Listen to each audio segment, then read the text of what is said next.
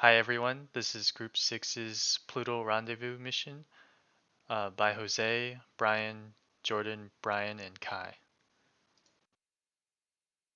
This here is our project outline,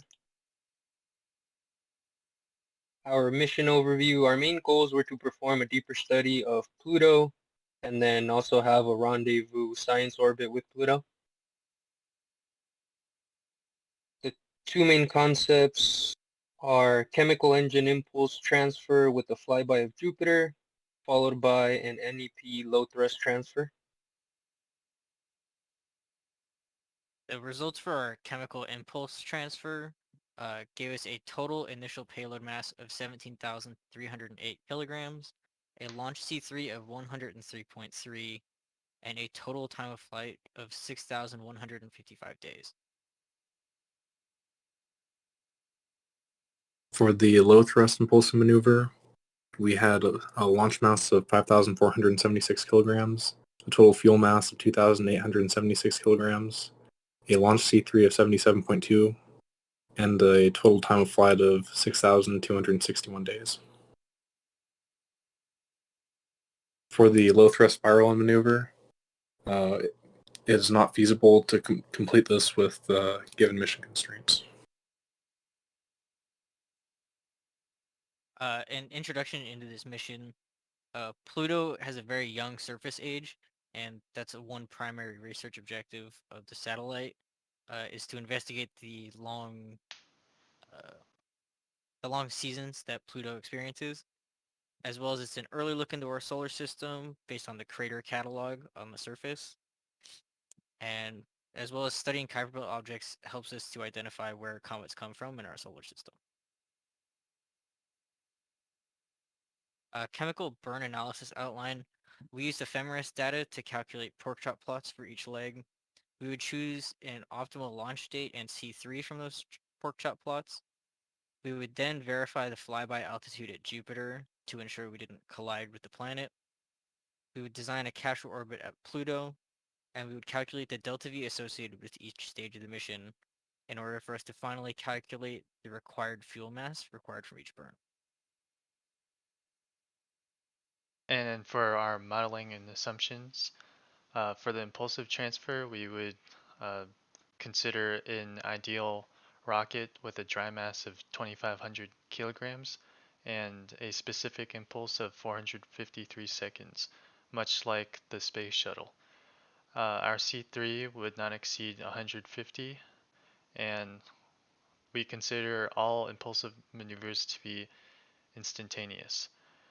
Getting to Pluto using the Jupiter flyby, we assume that there are no major delta V's, so our V infinite coming in would be equal to our exit V infinite.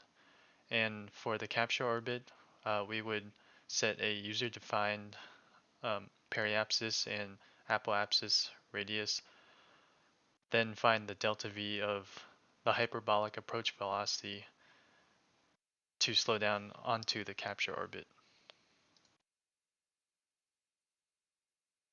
For the low thrust transfer, we used a 10 kilowatt nuclear reactor to power our next C engine, and the two capture strategies we used were an impulsive burn and a spiral in orbit. And here are the physical assumptions that we made for each celestial body. Next up are the technical calculations and analysis. We started off with ephemeris data to suggest our launch date, which was January 1st, 2029, followed by the use of interplanetary transfer code provided by Dr. Magia for a hyperbolic transfer from Earth to Jupiter, and then a hyperbolic approach and final elliptical science orbit at Pluto. These are our pork chop plots for the first leg. Our design point shows our time of flight in days along with our C3, which we use to match in the next slide with Jupiter to Pluto departure C3.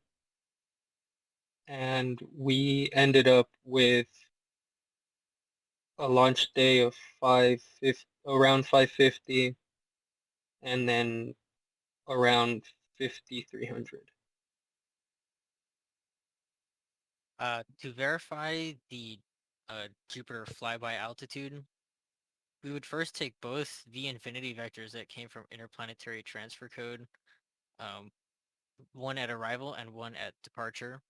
We would take the dot products, or use the dot products equation to calculate the turn angle, delta, or sorry, gamma. And then we would use the turn angle in the equations on the bottom right in reverse and work backwards towards a periapsis flyby radius. We would then compare that radius to the radius of Jupiter in order to ensure that there's no collision with the planet. For the second leg, from Jupiter to Pluto, we also used MATLAB and the interplanetary transfer code to find the V infinite upon arrival, as in the hyperbolic approach velocity. And we used our defined altitudes for the capture orbit to also find the delta V necessary to slow down onto the capture orbit. We also found um, each aspect of our hyperbolic approach trajectory, such as the eccentricity, and we found the properties of our elliptical capture orbit as well. And for the chemical impulsive analysis, as in the fuel mass that we needed to get to Jupiter, this was calculated by first calculating the fuel mass uh, for the delta V burn at Pluto using a dry mass of 2,500 kilograms. Then we would work backwards to find the fuel consumption at each planet beforehand to find the total fuel consumption of the rocket.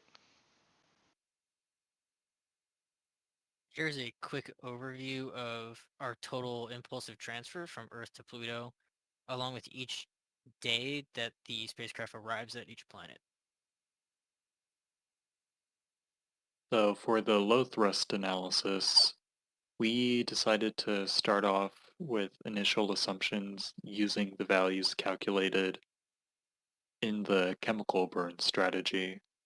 We inputted those values into Malto and iterated that multiple times until it converged to a solution. And we ran this for multiple different types of trajectories, as well as multiple different dates, just to see if other dates would result in more ideal conditions for the launch. So for the impulsive capture maneuver, we decided to test out 3 different trajectories, a Jupiter flyby, a Saturn flyby, and a direct trajectory towards Pluto from Earth.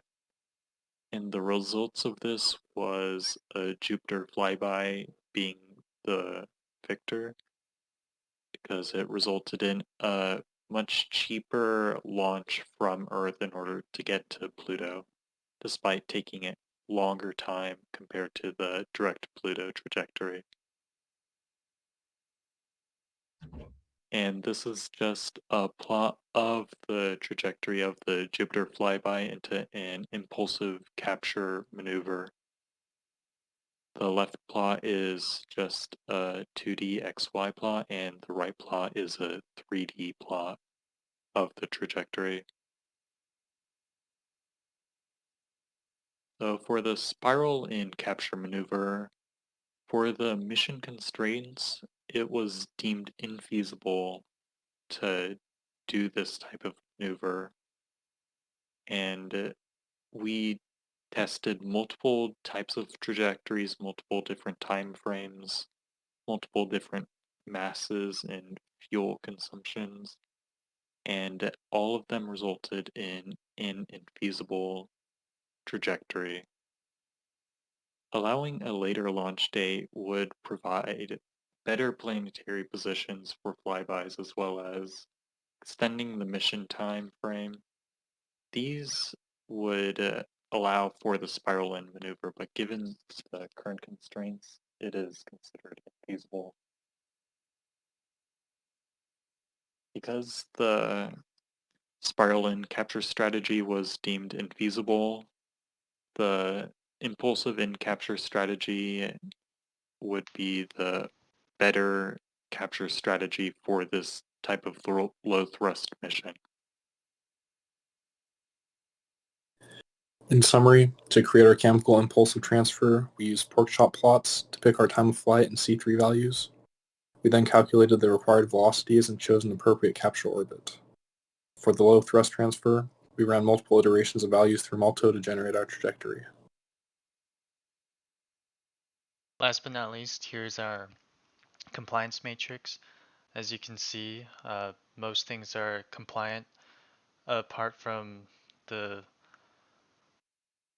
chemical rocket being too heavy and the spiral in trajectory being infeasible. And here's our appendix. That is all. Thank you.